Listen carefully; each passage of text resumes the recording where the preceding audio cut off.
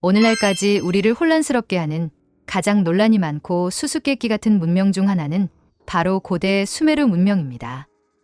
석기 시대에 갑자기 나타난 수메르 문명은 시민들의 경제적, 사회적 안정뿐만 아니라 고도로 조직화된 진보적인 지식을 선보였습니다.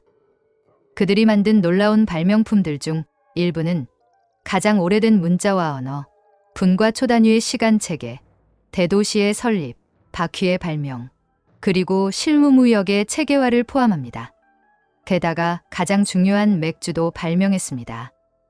사실 수메르 문명은 매우 성공적이어서 기원전 4000년경에는 이미 10개 이상의 도시 국가가 세워졌습니다. 그들의 신념, 믿음, 그리고 종교적 관습은 후속 문화의 청사진이 되었고 오늘날까지도 많은 관습 속에 수메르 문명이 녹아들어 있음에 놀라지 않을 수 없습니다.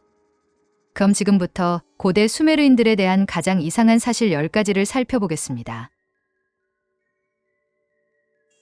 많은 사람들이 뱀파이어에 대한 이야기를 좋아하지만 그들의 이야기가 고대 문명이 문자로 기록된 엄청나게 오래된 이야기임을 아는 사람은 많지 않을 것입니다. 고대 수메르인들은 피에맛이나 인간의 생명력을 좋아하는 두 부류의 악마, 즉 에킴무와 우투쿠를 믿었습니다. 에키무는 매장되지 않은 채로 땅 위에서 사냥하고 땅 밑에서만 잠을 자는 죽은 자의 분노한 영혼이었습니다. 이들은 우리가 알고 있는 뱀파이어와 가장 흡사한 특징을 가지고 있었습니다.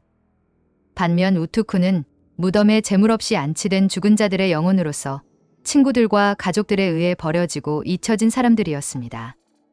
결과적으로 우투쿠족은 모든 사람들과 그들이 마주치는 모든 것들을 괴롭히고 항상 희생자들로부터 영양분을 구했습니다.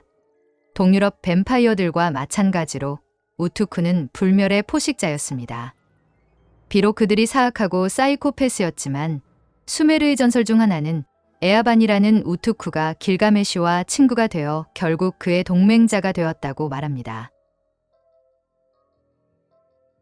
기원전 2100년으로 거슬러 올라가는 세계 최초로 쓰여진 이야기들 중 하나에서 연구원들은 1853년 니네베의 12개의 점토판에서 서령 문자로 씌어진 늑대로 변하는 인간의 가장 오래된 이야기를 발견했습니다.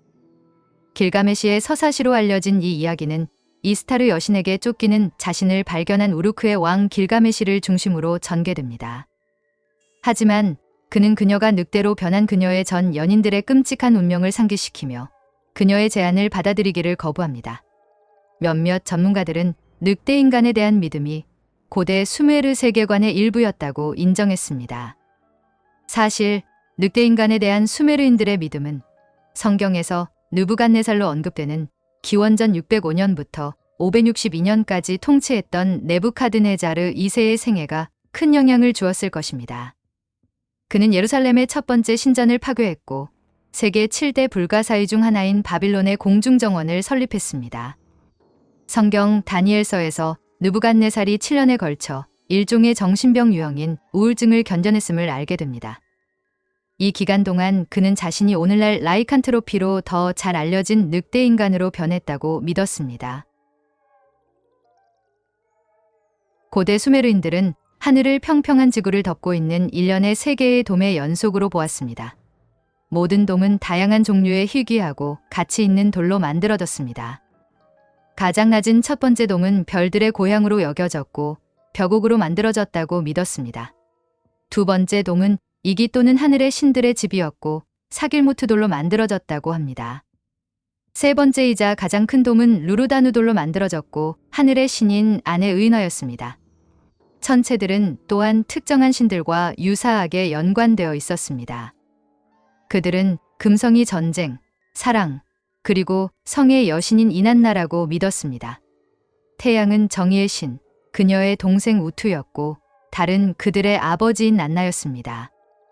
하늘은 신들의 주인 역할만 했기 때문에 평범한 인간은 결코 천국에 가지 않을 것이라고 믿었습니다. 인간의 영혼은 천국으로 가기보다는 지하세계인 이르칼라로 갈 것이라 믿었습니다.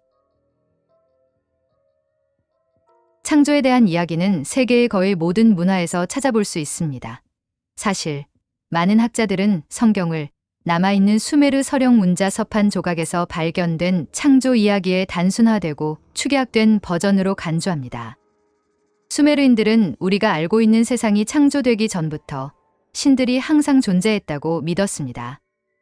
안타깝게도 기원전 3000년 이후에 수메르 문헌은 발견된 것이 얼마 없지만 천국을 의미하는 안과 대지를 의미하는 키만이 존재했던 이전 신들의 시대를 언급하고 있습니다. 이 기간 동안 모든 것이 어두웠고 빛도 없었으며 해와 달도 없었다고 합니다.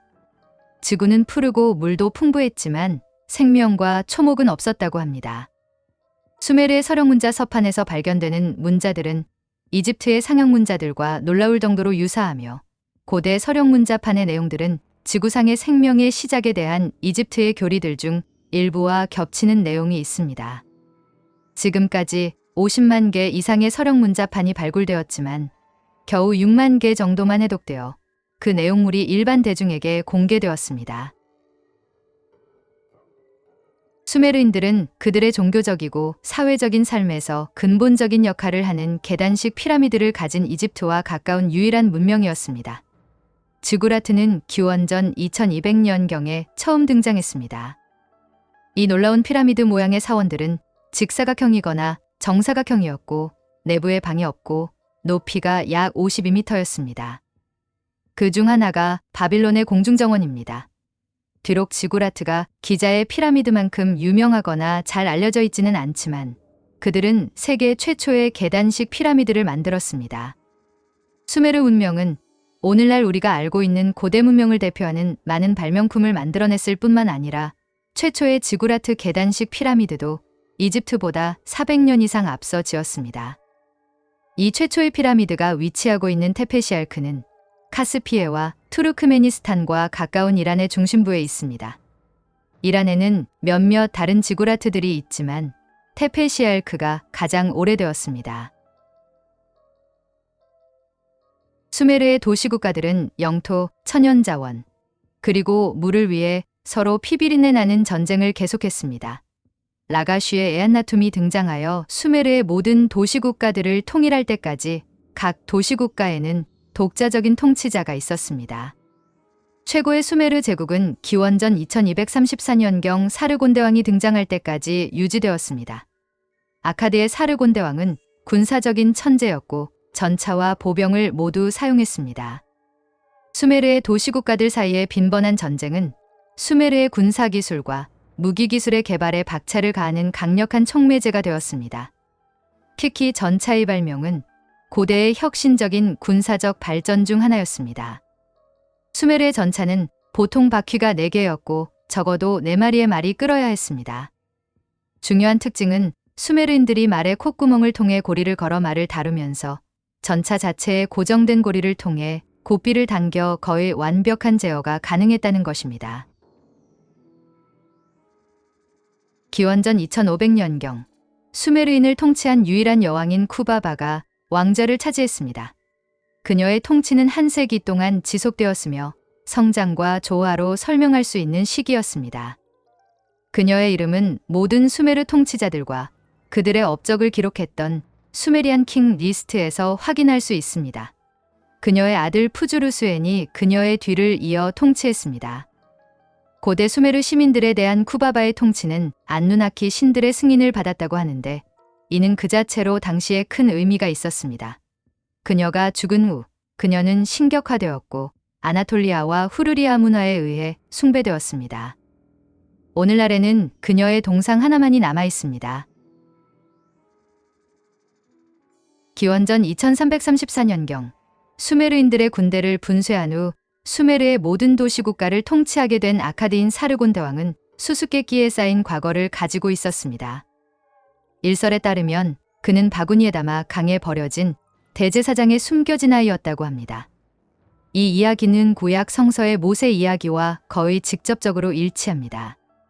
수메르 신화에 따르면 그는 정원사였다가 후에 왕의 술시종이 된 관원의 아들이었습니다. 그러나 서령문자 서판은 우리에게 그의 삶에 대한 최고의 식견을 제공하면서 다른 두 주장을 모두 포함하는 것 같습니다.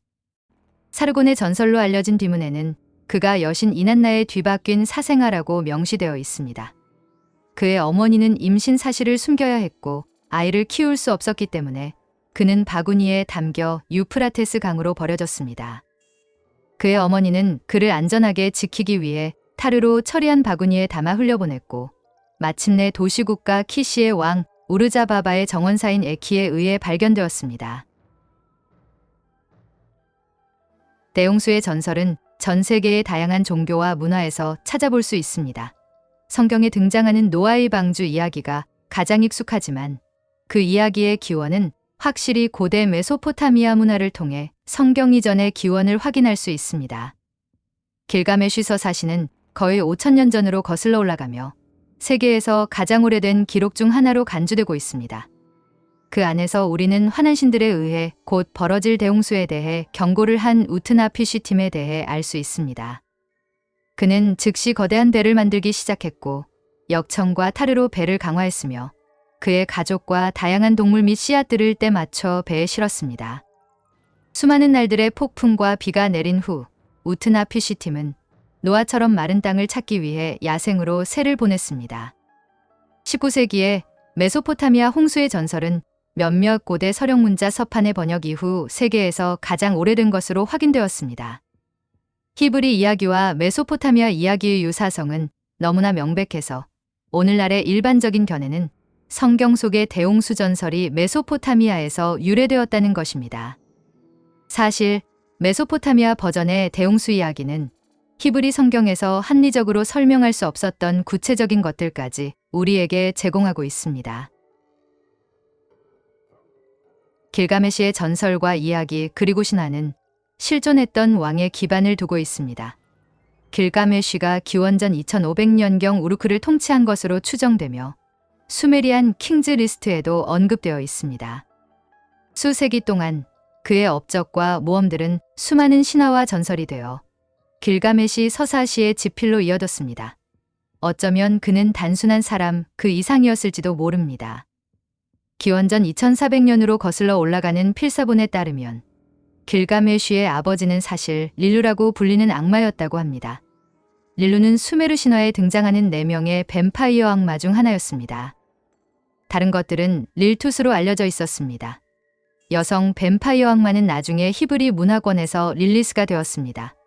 밤에 남자를 잡아먹는 암컷 아르달 릴리와 밤에 여자를 잡아먹는 수컷 이르두 릴리입니다. 릴리투는 지난 수십 년 동안 성적으로 과장된 캐릭터로 다양한 출판물을 통해 등장했지만 수메르 시대에는 웅장한 뱀파이어로 여겨졌습니다. 이 전설들의 다양한 버전은 결국 바빌로니아인들과 히브리인들에 의해 계승되었고 유사한 전설들은 지역과 세대를 초월하여 전 세계에 퍼져나갔습니다. 지금까지 시청해주셔서 감사합니다. 구독과 좋아요, 알람 설정은 영상을 제작하는 데 큰 힘이 됩니다.